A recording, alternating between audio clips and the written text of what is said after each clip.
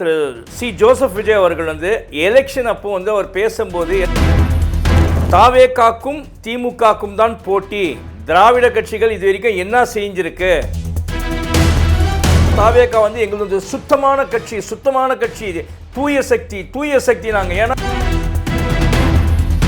திராவிட கட்சினா ரெண்டு கட்சி தான் ஆண்டது, ஒன்னு திமுக ஒன்னு அதிமுக. இவங்க ரெண்டு பேரையும் இந்த அளவுக்கு பேசுறாங்க. இன்னைக்கு என்ன நடந்திருக்கு அப்படின்னு பார்த்தீங்கன்னா, அஇஅதிமுகவை சார்ந்த முன்னாள் அமைச்சர்கள் எம்எல்ஏக்கள் இவ்வளோ நாளா இதே தாவேகா விஜய் ரசிகர் மன்றத்திலிருந்து தாவேகா ஃபார்ம் பண்ற வரைக்கும் கூடியே திராவிட கட்சிகள் எல்லாமே ஊழல்னு சொன்னாங்க. அப்படிப்பட்ட ஆளுங்களுக்கு நீங்க இப்ப திமுக வேற நீங்க வலை போடுறீங்கன்னு கேள்விப்பட்டேன். ஒரு முக்கியமான ஆட்களுங்க ஒரு ஆனால் இப்போ ஒரு விஷயம் ஒன்று நடந்துச்சு. அஇஅதிமுகலேருந்து இவ்வளோ பேர் வெளியில் போனாங்கன்னு இப்போ எடப்பாடி பழனிசாமி சார் நான் வச்சதாண்டா சட்டம் அப்படின்ட்டு எடப்பாடி பழனிசாமி அவர்கள் அஇஅதிமுகவை ஏன்னா ஏஐடிஎம்கே இன்னைக்கு டிசாஸ்டர் சுச்சுவேஷன் இருக்குது. Next DMK. அப்போ நீங்கள் ஏஐடிஎம்கே டிஎம்கே இந்த மாதிரி ஆச்சுன்னா தாவேகாவா திமுகன்றதை போயிட்டு தாவேகாவா அண்ணாமலையா. ஒற்றன் செய்தி நேயர்களுக்கு வணக்கம். இன்றைய பரபரப்பு செய்தி என்ன அப்படின்னு பார்த்தீங்கன்னா, தமிழக வெற்றி கழகத்துடைய தலைவரான திரு சி ஜோசப் விஜய் அவர்கள் எலெக்ஷன் அப்போ அவர் பேசும்போது, எலெக்ஷனுக்கு முன்னால் அந்த கேன்வாசிங்ல அவர் பேசும்போது பிரச்சாரத்தப்போ தாவேகாக்கும் திமுகக்கும் தான் போட்டி, திராவிட கட்சிகள் இது வரைக்கும் என்ன செஞ்சிருக்கு அப்படின்னு சொல்லி பேச தீய சக்தின்னு திமுகவை திட்டிட்டு இருந்தார். அதுக்கப்புறம் பார்த்தா திராவிட கட்சிங்க எல்லாமே மோசமாக இருந்துச்சுன்னு ஒரு கட்டத்தில் அஇஅதிமுகவுடைய அலைன்ஸை வச்சிக்க முடியல அப்படின்ற ஒரு காரணத்தினால அஇஅதிமுகவையும் கொஞ்சம் தரக்குறைவாக தான் பேசினார் இங்கே விஜய் அவர்கள். இன்றைய நிலைமை என்ன அப்படின்னு பார்த்தீங்கன்னா, அவர் எலெக்ஷனில் ஜெயிச்சதுக்கப்புறம் 108 சீட் தான் ஜெயிச்சாங்க. அவங்களுக்கு தேவையான அந்த 118 சீட் இருந்துச்சு மினிமம் தேவை மெஜாரிட்டி காட்டுறதுக்கு. அப்படின்னும் போது அவங்கக்கிட்ட கட்சியில் ஆட்கள் இல்லாமல் இருந்தாங்க. அந்த சமயத்தில் அஇஅதிமுக வருமோ அப்படின்ற எண்ணத்தில் கூட இருந்தாங்க. அதுக்கப்புறமா எல்லாருக்கும் தெரிஞ்ச விஷயம், காங்கிரஸ் வந்துச்சு, கம்யூனிஸ்ட் வந்துச்சு, விடுதலை சிறுத்தைகள் வந்தாங்க. அப்புறமா இவங்கெல்லாம் ஐயுஎம்எல்லாம் அவங்களுக்கு சப்போர்ட் கொடுத்தனால அவங்க ஃபார்ம் பண்ணிட்டாங்க. இந்த இதில் நடுவில் அது ஃபார்ம் பண்ணுறதுக்கு முன்னால் ஒரு 17 எம்எல்ஏக்களை அஇஅதிமுகலேருந்து தாவேகாவுக்கு கட்சி தாவல் செய்கிறதுக்கான முயற்சிகள்லாம் நடந்துச்சு. அதில் அங்கே ரெசிக்னேஷன்லாம் கொடுத்துட்டு இங்கே வந்தாங்க, பிரிஞ்சு வந்தாங்க. ரெசிக்னேஷன் கூட கொடுக்கல, அஇஅதிமுக பிளவுபட்ட மாதிரி பிளவுபடுத்திட்டு வந்தாங்க. அதுக்கப்புறம் அது சரிப்பட்டு வரலாம், அவங்கெல்லாம் ஒத்துமையாக இருக்கிறோம் அப்படின்னு சொல்லிட்டு திருப்பி அங்கே போயிட்டாங்க. எடப்பாடியார் கொஞ்சம் ஸ்ட்ராங்காக பேசுனதுனால அங்கே போயிட்டாங்க. எங்கடா கட்சி தாவல் சட்டம் இருக்கிற பதவியும் போயிடுமோ அப்படின்ட்டு. இப்படிப்பட்ட சூழலில் என்ன இருக்குது அப்படின்னு பார்த்தீங்கன்னா, முதல்ல சொல்லணும் அப்படின்னா தாவேகா எங்களுக்கு சுத்தமான கட்சி தூய சக்தி நாங்கள். ஏன்னா திராவிட கட்சியெல்லாம் ஃப்ராடுங்க, அவங்கெல்லாம் என்ன சொல்லணும், நல்லா ஊழல் பண்ணவங்க, லஞ்சம் எல்லாமே வாங்கினாங்க அப்படின்னா. திராவிட கட்சினா ரெண்டு கட்சி தான் ஆண்டது, ஒன்று திமுக ஒன்று அதிமுக. இவங்க ரெண்டு பேரையும் இந்த அளவுக்கு பேசுகிறாங்க. ஆனால் இப்போ இருக்க நிலைமையில் என்ன அப்படின்னு பார்த்தீங்கன்னா, அந்த 17 பேர் வந்தாங்கன்னு தெரியுமா, முதல்ல அஇஅதிமுகவில் நாங்கள் பிளவுபட்டு போனாங்க. அதில் சிவி சண்முகம், விஜயபாஸ்கர், அப்புறமா வேலுமணி, இவங்க மேலே எல்லாமே என்ஃபோர்ஸ்மெண்ட் டைரக்டரேட்டில் கேஸுக்கு லஞ்ச ஊழல் கேஸ். அவங்களே அங்கே சேர்த்துக்க தான் போனார். அந்த தூய சக்தின்னு சொன்ன விஜய் தீய சக்தி சேர்த்துக்க போனார். ஒரு கட்டத்தில் அவங்களாம் முடியாமல் அங்கே போயிட்டாங்க. ரைட். இன்னைக்கு என்ன நடந்திருக்கு அப்படின்னு பார்த்தீங்கன்னா, அஇஅதிமுகவை சார்ந்த முன்னாள் அமைச்சர்கள் எம்எல்ஏக்கள் இவங்க எல்லாமே அவங்க கூட இந்த மாவட்டத்தில் அப்புறமா ஒன்றிய தலைவர் இந்த மாதிரி ஒரு கூட்டமே இன்னைக்கு தாவேகால இணைஞ்சிருக்காங்க. அதில் முக்கியமாக யாரை சொல்லணும் அப்படின்னு பார்த்தீங்கன்னா, அதிமுக முன்னாள் அமைச்சர்கள் அஇஅதிமுக விலகி 4 பேர். யாருன்னா, முன்னாள் அமைச்சர்கள் கடம்பூர் ராஜு, உடுமலை ராதாகிருஷ்ணன், எம்சி சம்பத், என்ஆர் சிவபதி ஆகியோர். இவங்க 4 பேரும் முன்னாள் அமைச்சர்கள். இவங்க எல்லாருமே அங்கே போயிருக்காங்க. இது கூட யாருன்னு பார்த்தீங்கன்னா, முன்னாள் எம்எல்ஏக்களான கோவிந்தசாமி, சுந்தர்ராஜ், பன்னீர்செல்வம், மான்ராஜ், ராஜ்வர்மன், ராஜமுத்து, அப்புறமா சில ஒன்றிய தலைவர், அப்புறம் மாவட்டத்தில் பொறுப்பில் இருந்தவங்க, அவங்க எல்லாமே சேர்ந்து ஒரு கூட்டமாக இன்றைக்கி போய் அஇஅதிமுக சேர்ந்த எந்த திராவிட கட்சியை இவர் திட்டினாரோ இவங்கெல்லாம் எலெக்ஷன் அப்போ விஜயை திட்டி பிரச்சாரம் பண்ணவங்க தான். ஆனால் இவங்களுக்கு முக்கியத்துவம் கொடுத்துருக்காரு. அதாவது வந்து இவங்க மேலே எல்லாம் க்ளீன் ஹேண்டாக இருந்தால், இப்போ கடம்பூர் ராஜுலாம் வந்து பார்த்தீங்கன்னா க்ளீன் ஹேண்டாக இருக்கிறாங்கன்னா பரவாயில்ல, எல்லார் மேலேயும் ஒரு அலிகேஷன். இவங்கெல்லாம் தோற்றதுக்கான காரணமே இவங்க மேலே இருக்க ஊழல் குற்றச்சாட்டு தான் அப்படின்னு நீங்கள் சொல்லி ஜெயிச்சிங்க. ஆனால் இப்படிப்பட்ட ஆட்களுக்கும் உள்ளே கூப்பிட்றீங்கன்னா கூப்பிட்டு இவங்களுக்கு முக்கியத்துவம் கொடுப்பீங்க. நீங்கள் இப்போ என்ன சொல்லியிருக்கீங்க, வந்து இணைந்தவர்களுக்கெல்லாம் ஆனந்த் பொதுச் செயலாளர் சொல்லியிருக்காரு, அவங்களுக்கெல்லாம் முக்கியத்துவம் கொடுக்கப்படும், அவங்களுக்கான பதவிகள்லாம் கொடுப்போம் அப்படின்னு இருக்காங்க. அப்போது நான் என்ன கேட்குறேன், இவ்வளோ நாளாக இதே தாவேக்காவுக்கு விஜய் ரசிகர் மன்றத்திலேருந்து வந்து தாவேக்கா ஃபார்ம் பண்ணுற வரைக்கும் கூடியே தன்னுடைய பணம் செல்வம் எல்லாத்தையும் விட்டுட்டு பசி பட்னியோடு இருந்து இந்த கட்சிக்கோசம் செஞ்சாங்களே, அவங்களுக்கு முக்கியத்துவம் கொடுப்பீங்களா? இல்லை இந்த மாதிரி ஊழல் கட்சியிலேருந்து, நீங்கள் சொன்ன ஊழல் கட்சி தான், நான் சொல்லலை, திராவிட கட்சிகள் எல்லாமே ஊழல்னு சொன்னாங்க, அப்படிப்பட்ட ஆளுங்களுக்கு நீங்கள் வந்து முக்கியத்துவம் கொடுப்பீங்களா அப்படின்றதான் ஒரு கேள்வியாகவே இருக்கு.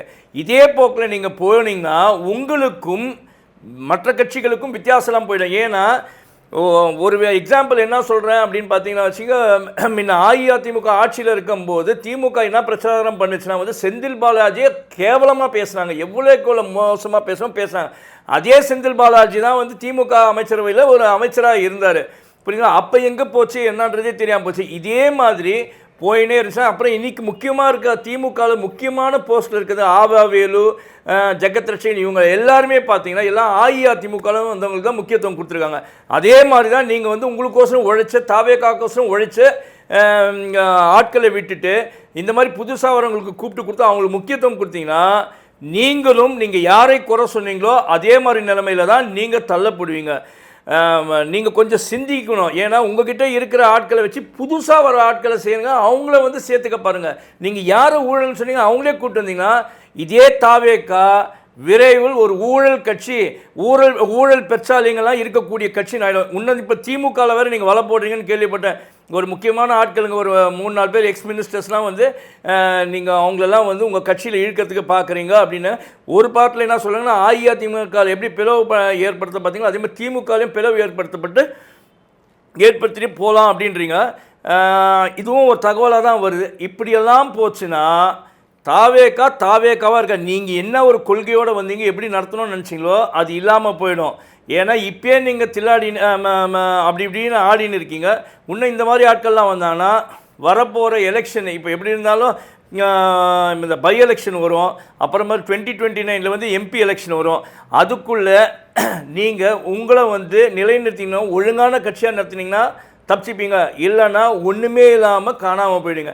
ஆனால் இப்போ ஒரு விஷயம் ஒன்று நடந்துச்சு, அஇஅதிமுகலேருந்து இவ்வளோ பேர் வெளியில் போனாங்கன்னு இப்போது எடப்பாடி பழனிசாமி கையில் தான் குடுமி இருக்கு. ஏன்னா எவன் கேள்வி கேட்குறோன்னா போயிட்டாங்கன்னா இனி நான் வச்சதாண்டா சட்டம் அப்படின்ட்டு எடப்பாடி பழனிசாமி அவர்கள் வந்து அஇஅதிமுகவை கண்ட்ரோல் பண்ணக்கூடிய இடத்துக்கு இப்போ இருக்கிறார் அப்படின்னா. ஏன்னா இந்த மாதிரி இப்போ சி வி சண்முகம் இவங்கெல்லாம் கேட்டிருந்தாங்க, இப்போ இந்த கடம்பூர் ராஜெல்லாம் வெளியில் போயிட்டாங்க. இன்னும் விரைவில் இவங்க சி வி சண்முகம் இவங்களும் வெளியில் போயிட்டாங்கன்னா அடுத்தது அஇஅதிமுக வந்து ஜெயலலிதா அம்மையாரும் இவர் எம்ஜிஆர் ஆரம்பித்து ஜெயலலிதா அம்மையார் வழிநடத்தி வந்த அஇஅதிமுக எப்படி ஆகிடணும், இது வந்து லாஸ்ட்டாக வந்து ஒரு எடப்பாடியார் பழனிசாமி அவர் வந்து பார்த்துப்பார் கட்சியை, அதுக்கப்புறம் அவருக்கு வேண்டப்பட்ட ஆட்கள் அவங்க குடும்ப ஆட்கள்லாம் உள்ளே வர ஆரம்பிச்சாங்கன்னா மீண்டும் அஇஅதிமுக வேறு வழிக்கு போயிடும் அப்படின்னு தான் எனக்கு சொல்ல தோணுது.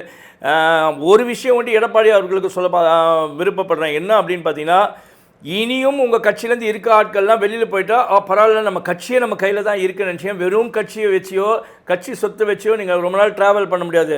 இந்த மாதிரி கட்சி சொத்து வச்சுருக்கவங்களெல்லாம் வேறு மாதிரிலாம் பண்ணிட்டாங்க இதே பாஜக அரசு. நீங்கள் என்ன தான் கூட்டணியில் பாஜக ஓடினா எங்கே பசம் இருக்குதோ அங்கே தான் பாஜக ஓட்டும்.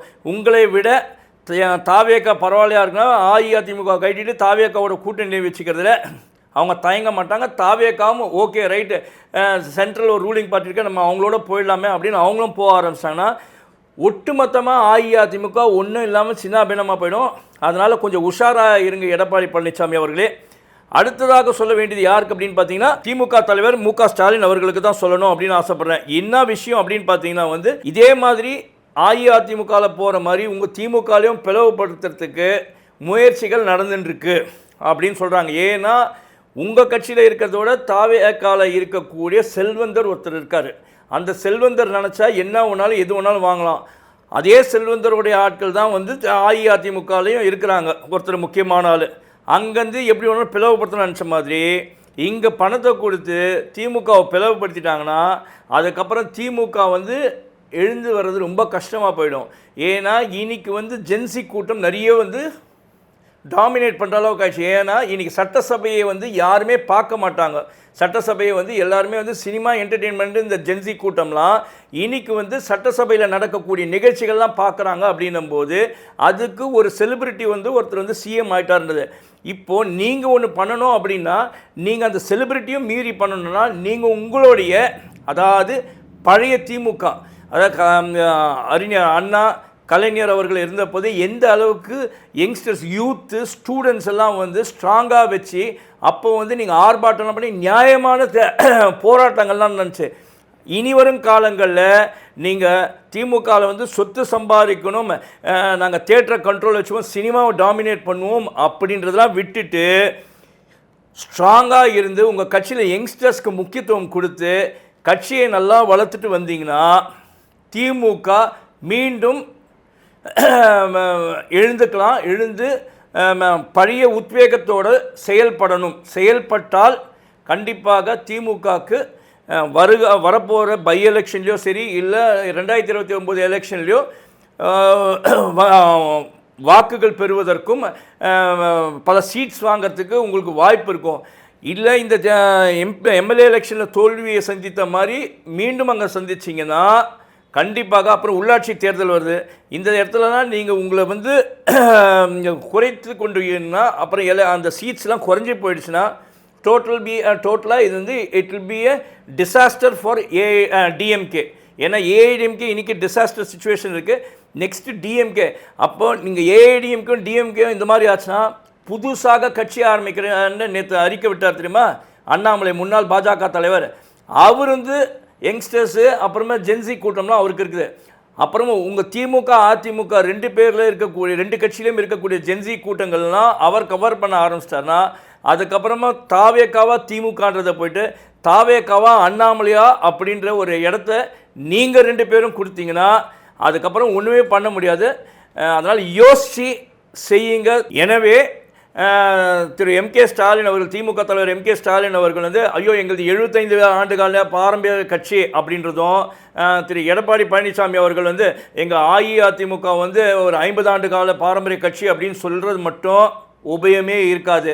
எவ்வளோதான் ஆண்டு காலமாக நீங்கள் பயணித்திருந்தாலும் உங்களோட செயல்பாடுகள் சரியில்லை, உங்களுக்கு வந்து ஒரு கட்சியை வந்து கட்டுக்கோப்பாக நடத்த இயலவில்லை அப்படின்னா கட்சி வந்து சின்னாபின்னமாக போயிடும்.